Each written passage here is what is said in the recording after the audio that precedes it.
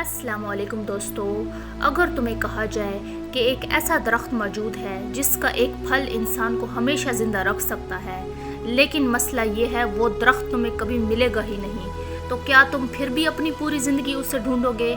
یہی سوال ایک بادشاہ کی زندگی بدلنے والا تھا۔ یہ کہانی ایک طاقتور بادشاہ کے دربار سے شروع ہوتی ہے۔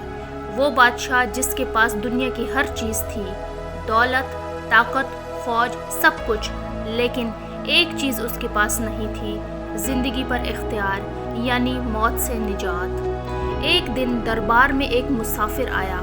اس کی آواز کانپ رہی تھی، لیکن الفاظ عجیب تھے۔ بادشاہ سلامت، دنیا میں ایک درخت ہے جس کا ایک پھل انسان کو کبھی مرنے نہیں دیتا۔ پورا دربار ہنسنے لگا، لیکن بادشاہ نہیں ہنسا۔ اس کی آنکھوں میں ایک عجیب سی چمک آ گئی اور اس نے فوراً حکم دیا، جاؤ پوری سلطنت چھان مارو اور وہ درخت میرے لیے ڈھونڈ کر لاؤ۔ ایک قاصد منتخب کیا گیا۔ نہ وہ سب سے طاقتور تھا، نہ سب سے امیر، لیکن وہ سب سے زیادہ وفادار تھا۔ اور پھر شروع ہوا ایک ایسا سفر جو شاید کبھی ختم نہیں ہونا تھا۔ وہ پہاڑوں میں گیا جہاں ہوا بھی جواب نہیں دیتی تھی۔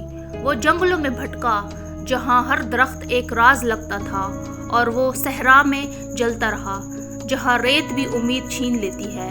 ہر شخص سے وہ ایک ہی سوال کرتا، کیا تم نے ایسا درخت دیکھا ہے؟ اور ہر جواب ایک ہی تھا، یہ صرف ایک افسانہ ہے۔ لیکن وہ پھر بھی چلتا رہا، کیونکہ اب یہ صرف حکم نہیں تھا، یہ اس کی زندگی بن چکا تھا۔ سال گزرتے گئے، اب وہ قاصد نہیں رہا، وہ ایک ٹوٹا ہوا انسان تھا۔ اس کے کپڑے پھٹ چکے تھے، آنکھوں میں نیند نہیں تھی، اور دل میں صرف ایک سوال تھا، کیا میں واقعی ایک جھوٹ کے پیچھے پوری زندگی لگا بیٹھا ہوں؟ ایک رات وہ ایک پہاڑ پر بیٹھا، آسمان کی طرف دیکھا، اور پہلی بار اس کی آواز ٹوٹ گئی، اگر یہ سب جھوٹ تھا تو میری زندگی کا مطلب کیا تھا؟ اور وہ واپس لوٹنے لگا۔ راستے میں ایک درویش بیٹھا تھا، خاموش، پرسکون، جیسے وہ سب کچھ پہلے سے جانتا ہو۔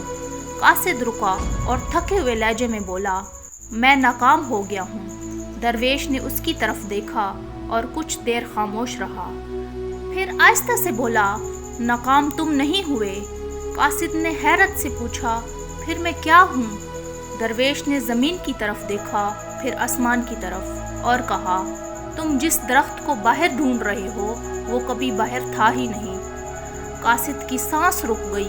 درویش نے آہستہ سے کہا، وہ درخت علم ہے، اور علم کبھی کہیں باہر نہیں ہوتا، وہ ہمیشہ انسان کے اندر ہوتا ہے۔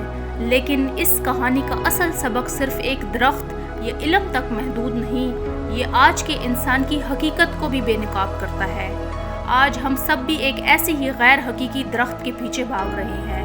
کوئی سمجھتا ہے کہ خوشی صرف دولت میں ہے، کوئی عزت کو صرف لوگوں کی رائے سے جوڑ دیتا ہے، کوئی کامیابی کو مسلسل کمپیریزن کے پیمانے پر ناپتا ہے، اور کوئی ساری زندگی ایک ایسی پرفیکشن کو چیز کرتا ہے جو حقیقت میں موجود ہی نہیں۔ نتیجہ یہ ہے کہ انسان کے پاس سب کچھ ہونے کے باوجود بھی وہ اندر سے مطمئن نہیں ہوتا۔ اصل مسئلہ وسائل کی کمی نہیں، بلکہ پرسیپشن کی غلطی ہے۔ ہم نے اپنی خوشی کا معیار باہر کی دنیا کے ہاتھ میں دے دیا ہے، اور جب زندگی کا معیار دوسروں کے فیصلوں پر آ جائے تو انسان خود سے دور ہو جاتا ہے۔ یہ کہانی ہمیں یہ سکھاتی ہے کہ سکون کسی ایکسٹرنل اچیومنٹ کا نام نہیں، خوشی کسی ڈیسٹینیشن میں نہیں، اور زندگی کسی اینڈلیس کمپٹیشن میں نہیں۔ اصل حقیقت یہ ہے کہ جو چیز ہم پوری دنیا میں تلاش کرتے ہیں، اس کا آغاز ہمارے اندر کی اویئرنیس سے ہوتا ہے۔ اگر انسان خود کو سمجھنے میں ناکام رہے تو پوری دنیا کی کامیابیاں بھی اسے مکمل نہیں کر سکتی۔ اگر آپ کو میرا کنٹینٹ پسند آیا ہے تو ابھی میرے چینل کو سبسکرائب کریں، لائک کریں اور بیل آئیکن پر دبائیں تاکہ آنے والی نوٹیفیکیشنز آپ کو ملتی رہیں۔ Thank you.